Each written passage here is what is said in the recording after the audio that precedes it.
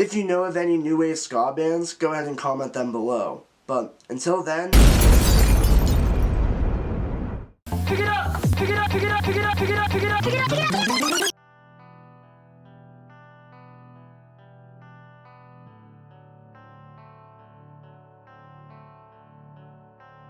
How's it going, everybody? This is Travis Platt Reviews, and today we're going to be taking a look at the debut full-length album by Hyperpop duo 100 gecs. 1000 gecs. If you're new to the channel, thank you so much for watching. I do reviews, topic videos, edits, reactions, and more. So, if you like what you hear, please consider subscribing and turning on post notifications. Also, give this video a like and comment below if there's another video that you'd like me to do. Also, I've been way more active on Facebook and Instagram lately, so if you want music recommendations or just to see what I'm up to, you can go ahead and follow me on both. It is at Travis Platt Reviews. So, without further ado, let's go ahead and jump into the review.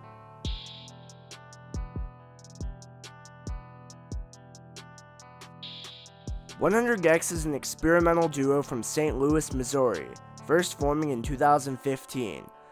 They have many different influences in many different genres, including hyperpop, noise pop, electronica, EDM, emo rap, and more. The duo is absolutely blowing up right now.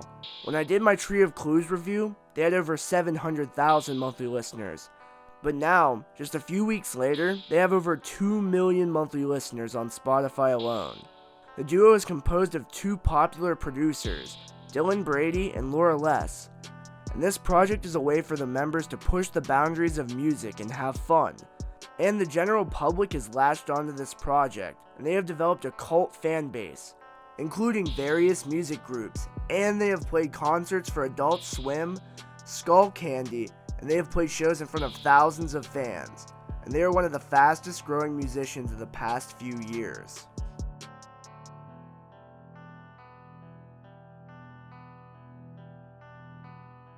"100 gecs is a project that I really didn't like at first when my friends sent me their self-titled EP. But after I heard their track Money Machine, I fell in love with the project. The glitchy, chaotic nature of their music is very unique, and with many different pop artists going in this direction, it seems to be something that may be a trend in pop music today. Look at Charli XCX, who has a lot of mainstream radio success, and she has collaborated with Brady on a few songs on her newest album, How I'm Feeling Now. Comment below if you'd like me to review that album, or 100 gecs debut EP. As of recording, my Tree of Clues review is one of my most viewed reviews, and I'm super appreciative of all of the love and support I have gotten from that review. I thoroughly reviewed their remix album Tree of Clues, and I very much enjoyed it, and it added so much life to those songs. And now I get a chance to review their debut full-length, the album that caused the group to take off.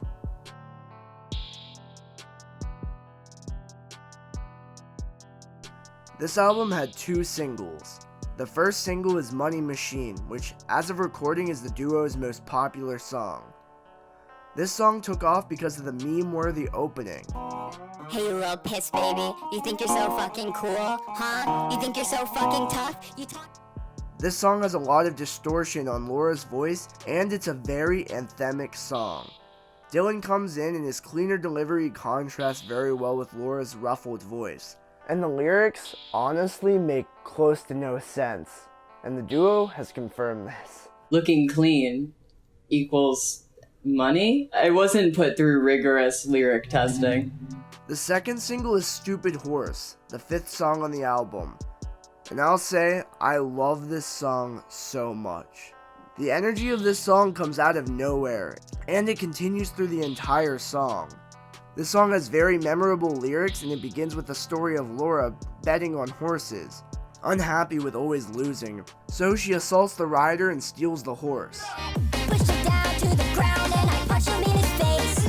Yeah, I stole his phone and put him in his place. Dylan's second verse talks about how unlucky he is, and a gambling problem.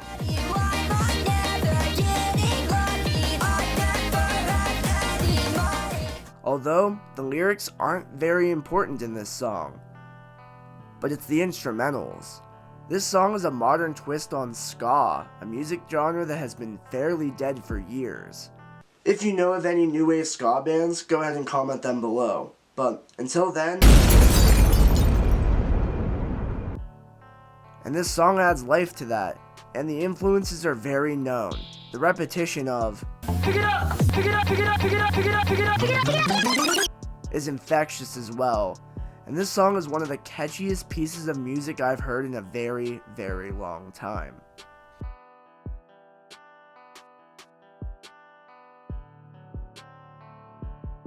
I love this album for all of the obscurities and weirdness that it has.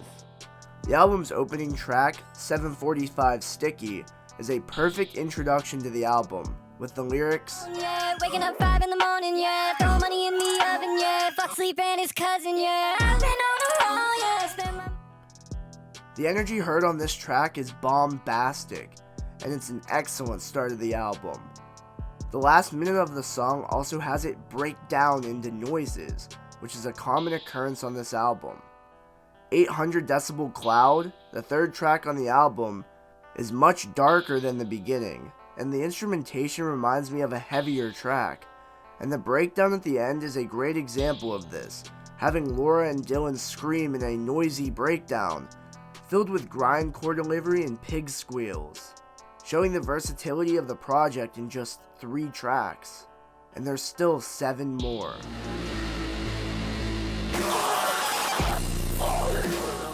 I Would Never Stop is a nightcore inspired track that belongs in an anime opening. Dylan's part soars with the futuristic keys and synths throughout, taking inspiration from dance and electropop. This is probably the catchiest song on the entire album. Giving my heart for you to take. We can go and try to lead this place. And it breaks down at the end with a heavy bass and a repeated pitch-shifted vocal. This transitions into ringtone so jarringly, as this song is much more calm than the last song.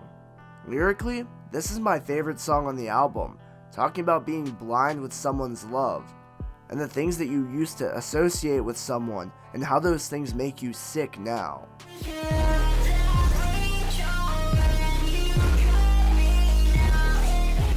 Before the affectionate chorus comes back, could this mean that they are continuing to blind themselves with love? Hand Crushed by a Mallet is an anthemic EDM-inspired song with a great build-up and a bass-heavy verse. And it transitions into Get to You, a slower song, very well. This song works perfectly as a closer, and has a feeling of optimism and a romantic feeling on the song, and it feels like the exact opposite of Ringtone. But this song has a closing moment that has the song implode, and it breaks into noise. And in my opinion, that's how the album should end. In my time of listening to music, I have never heard an album quite like this.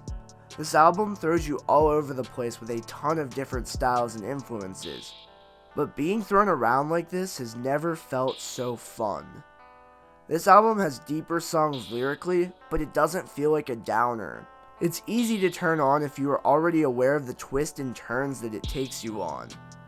That first listen is definitely a trip though, and that may be what turns people away from the duo. It's commonly listed as weird noise and not real music, but who are we to determine what music is? By definition, music is a combination of sounds used as expressionism. At the beginning of humanity, music was made, and it has evolved over time. And 100 gecs are expanding mainstream music by combining sounds and genres we wouldn't think of combining, and mainstream artists are starting to notice the musical genius of the duo, as many different artists were featured on Tree of Clues, and Dylan Brady has produced songs for massive artists. Is hyperpop the future of mainstream music? Well, we'll have to wait and see. But until then, 100 gecs released an excellent debut album. Thanks for watching.